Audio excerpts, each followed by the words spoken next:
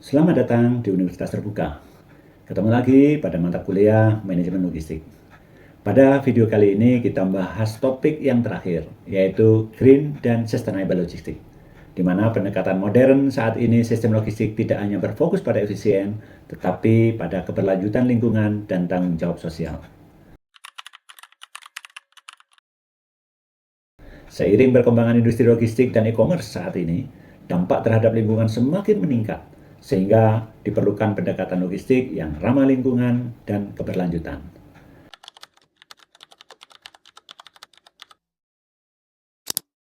Konsep green dan sustainable logistik dalam upaya mengurangi dampak lingkungan dari aktivitas logistik, seperti emisi karbon, konsumsi energi, dan limbah.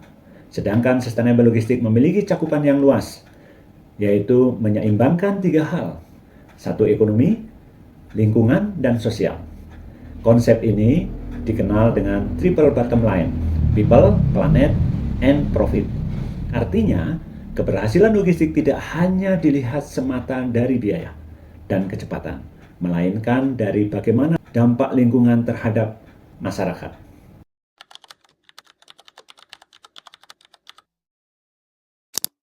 Dampak lingkungan logistik, ada tiga hal yang memberikan kontribusi terbesar, yaitu transportasi sebagai penyumbang emisi terbesar, gudang adalah mengkonsumsi energi listrik, dan kemasan yang menghasilkan limbah.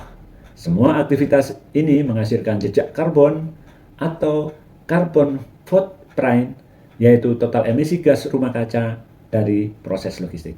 Jika tidak dikelola dengan baik, dampak ini akan mempercepat perubahan iklim dan merusak lingkungan.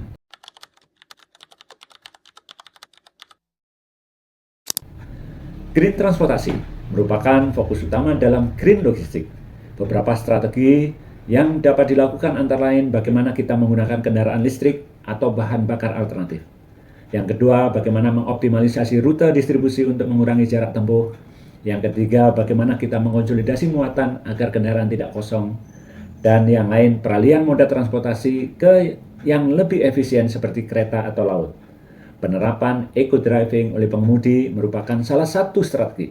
Strategi ini dapat menurunkan emisi sekaligus meningkatkan efisien biaya operasional.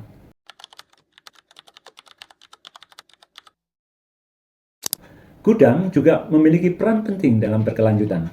Beberapa penerapan green warehouse, salah satunya bagaimana kita menggunakan lampu LED dan sensor otomatis, bagaimana kita memanfaatkan energi terbaru seperti panel surya, bagaimana kita mengolah limbah dengan prinsip reduce, reuse, dan recycle.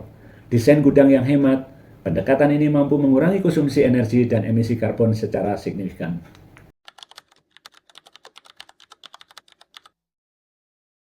Sustainable packaging dan reverse logistik. Kemasan juga menjadikan sumber limbah terbesar dalam logistik. Oleh karena itu, diperlukan sustainable packaging seperti penggunaan bahan daur ulang, desain kemasan efisien, mengurangi plastik. Selain itu, terdapat konsep reverse logistik, di mana kita mengelola arus balik barang untuk return, daur ulang, perbaikan. Konsep ini merupakan circular economy di mana limbah dapat dimanfaatkan kembali.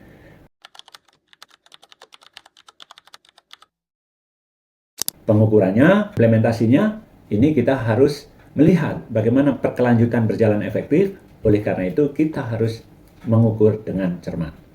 Mengukur emisi melalui carbon footprint, menggunakan green KPI, mematuhi regulasi seperti standar lingkungan dan ESG, kemudian melakukan evaluasi perbaikan berkelanjutan. Tanpa pengukuran yang jelas, program green logistik hanya menjadi simbolis.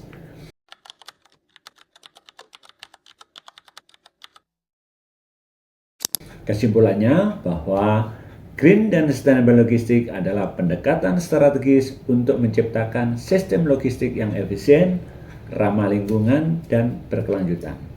Dengan penerapan yang tepat, perusahaan tidak dapat menjaga lingkungan, tetapi juga meningkatkan efisien dan daya saing yang baik. Sekian, terima kasih. Sampai jumpa materi berikutnya.